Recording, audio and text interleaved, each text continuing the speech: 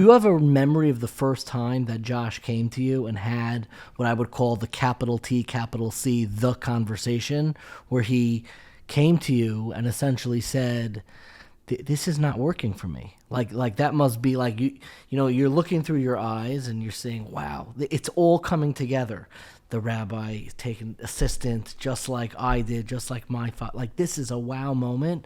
And at some point, the veil comes down. Josh approaches you and says this, and I know we're trying to avoid the D word, but this dynasty, from an outsider, would look at it. I know that. I know you don't like that term, but to an outsider, is not going to be continuing in this very natural trajectory that we're set up for. Yeah, the D word. I'm sorry. No. That I never thought about the D word really.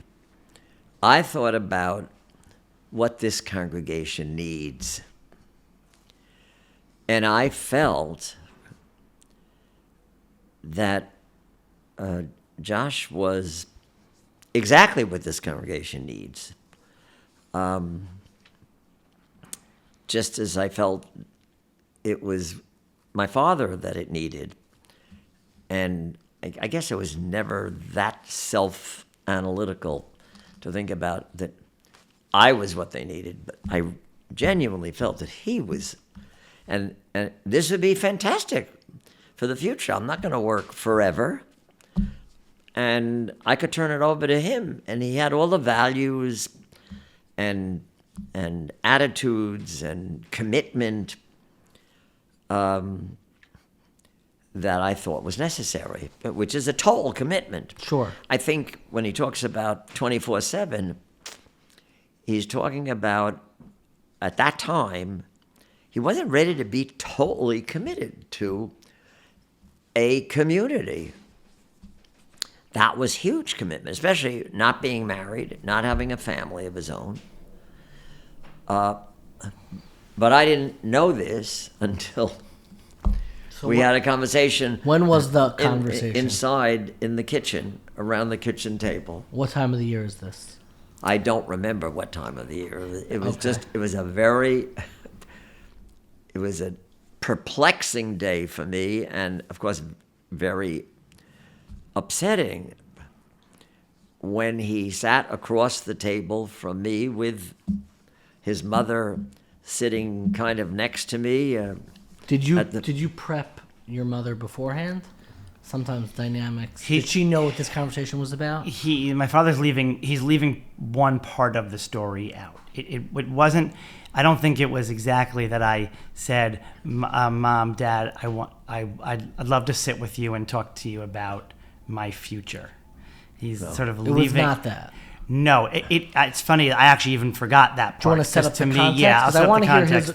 your father's recollection. Definitely. Yeah. I'll set up the context. The context was, it was. When is this? This was, I think this conversation happened the week. It was Aseret Yemei Tshuva. Okay. Right after Rosh Hashanah. Right after Rosh Hashanah. Right after 9/11. Okay, that's a big Rosh Hashanah. Yeah, I remember that year. It was my brother's bar mitzvah. Yeah.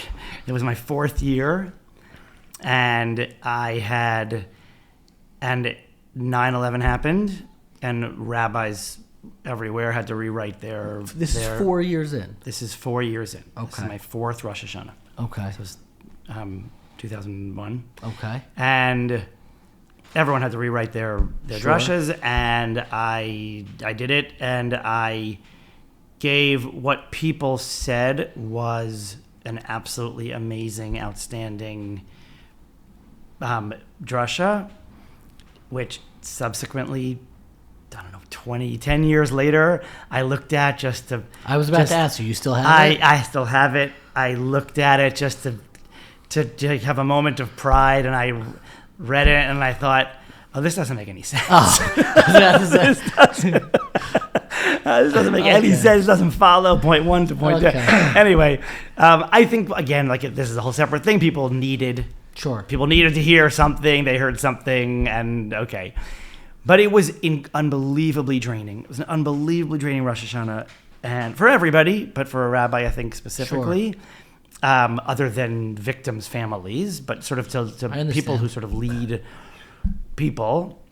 And it was mostly towards the end of the second day of Rosh Hashanah. All I was thinking was, I just want to I want to go home and I want to get into bed after Yontif, and I want to pull the covers up and turn the TV on and watch for 3 hours. And Speaking my language. It's really all I wanted to do.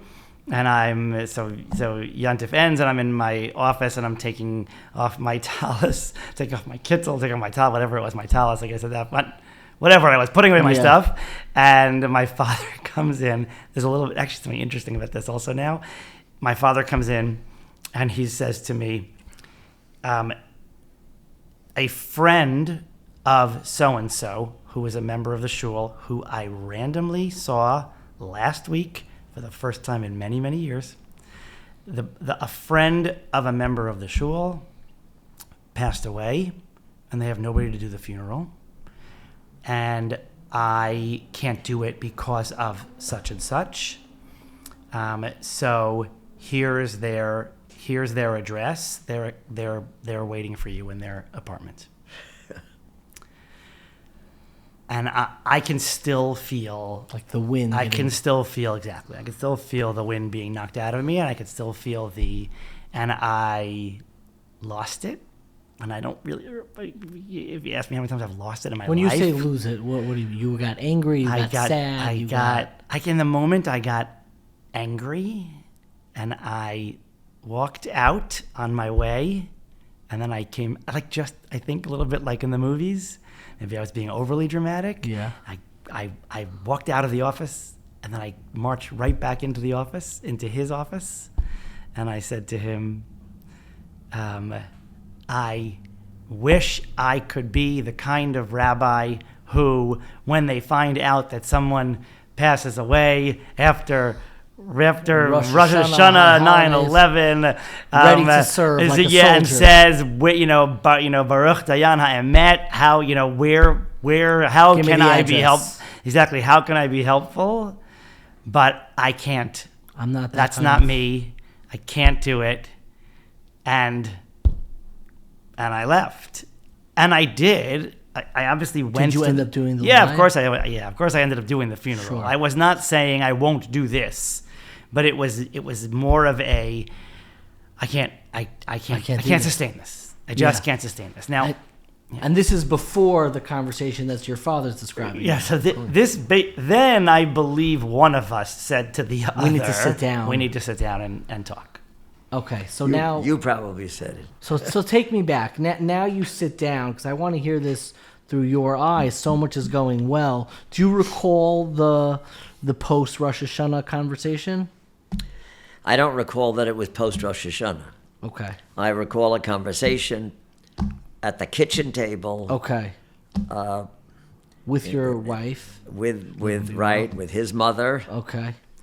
I was sitting at whatever the head of the kitchen table is, opposite the back door. He was sitting at the other head of the table, or the foot of the table, and my wife was sitting alongside the length of the Camp David Accords. It's a small table. It's not a big table. It basically is made for 4 people. It could accommodate 6. And he told me in his own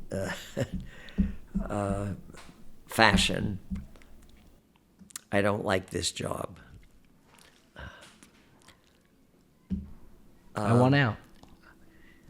And in effect, I can't really continue this. And I was stunned.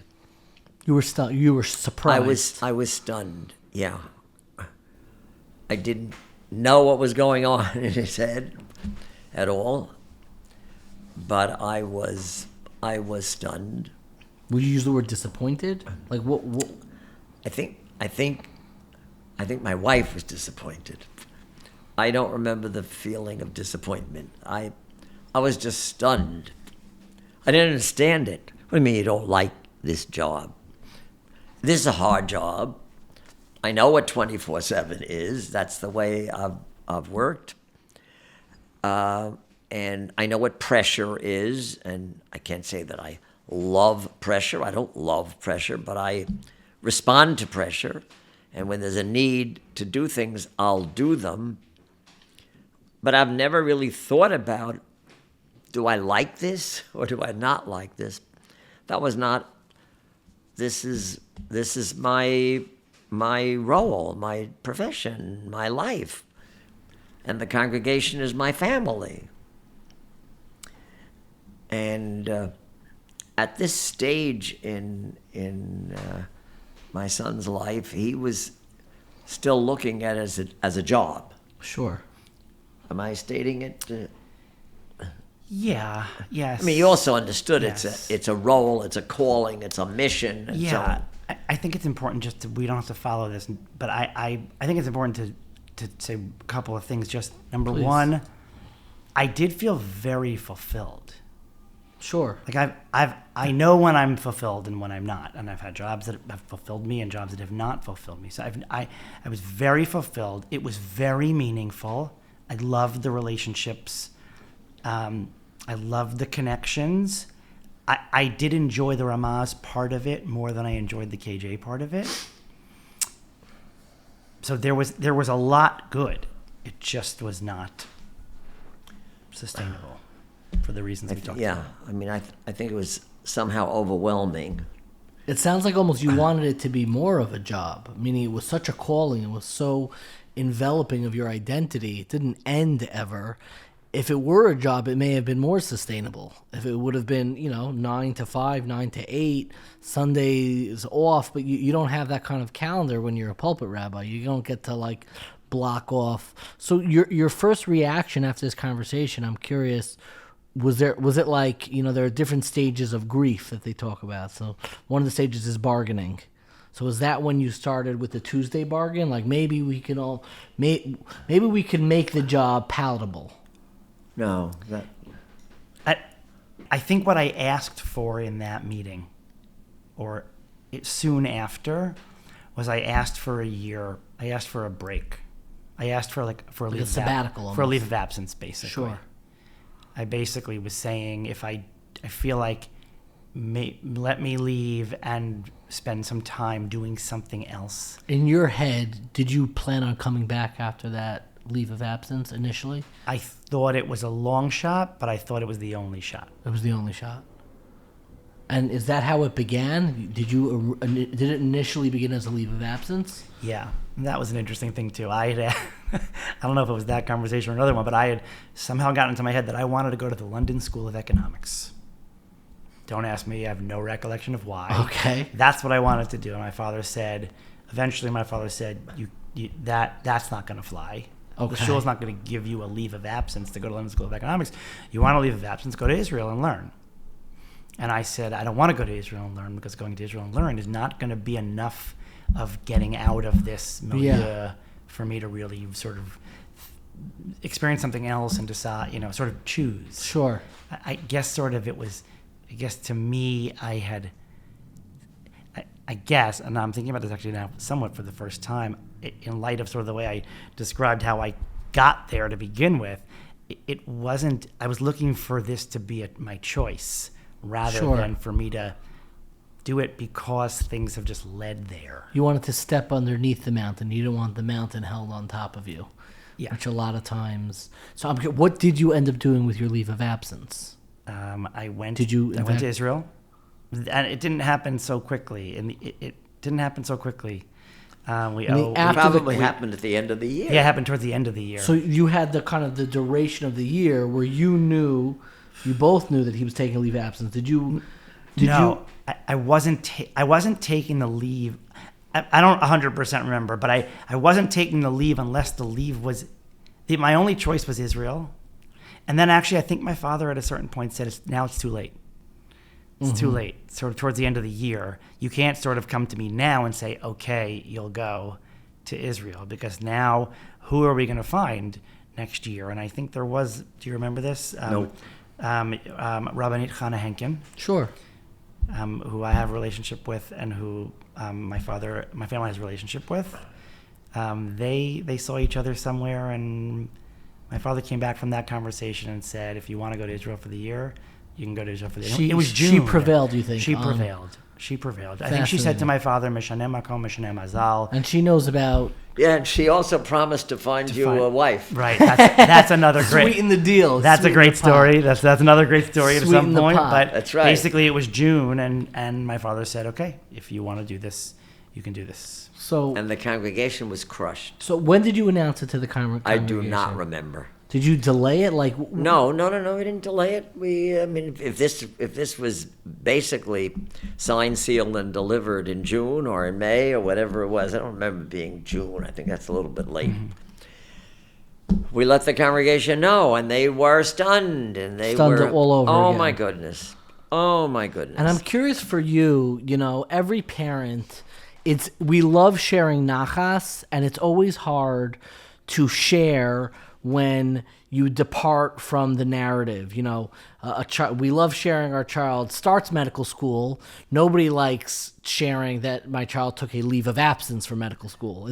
It's not the stories we like to share. So I'm curious, did you have any element of embarrassment sharing it with others, that this was not working out as people planned? I don't remember, but I think after my conversation with Rabbanit Henkin, which I frankly did not remember until Josh just brought it up, but now I do remember. Do you remember what she told you? Was it something? I don't remember exactly what she told me, but in effect, I spoke to a couple of people about it, but she said, "Look, he needs a year away. He may come back and he may not come back, but he needs a year away, and we'll take care of him in Israel, and I'll find him a wife." Because I'm sure that was an element in this whole thing. Being single. Very hard to be single, and he spent 4 years, very successful years. People thrilled with him, but he was alone, and she said, "We'll solve that, whatever it was." 2 for 1. He'll find himself at home. I did not expect him to return. You did not? No, I did not. Did you know did you have that feeling from him as well, that this is kind of... No. So you continued appearances, even though in the back of your head, this is the only... If there's going to be a way, this is the only way. But you never outwardly spoke, I'm not coming back at the end of this year. So if you mind fast forwarding, just because it really is gripping, and I know, look, not most of our listeners are not part of a intergenerational rabbinic world, but I do believe, particularly in the American Jewish community, definitely in the American Orthodox community, families really do struggle with this notion in the business world, where there is a family business that's been passed down, and it can lead to all the tensions that emerge from expectations. So I'm curious, during this leave of absence, did it take you long? Was it like an epiphany, like, I'm not coming back? Was that like a whole nother conversation? Did you have to like kind of revisit the wound? Or it was just like, now that I'm out of it, like it was so obvious and clear?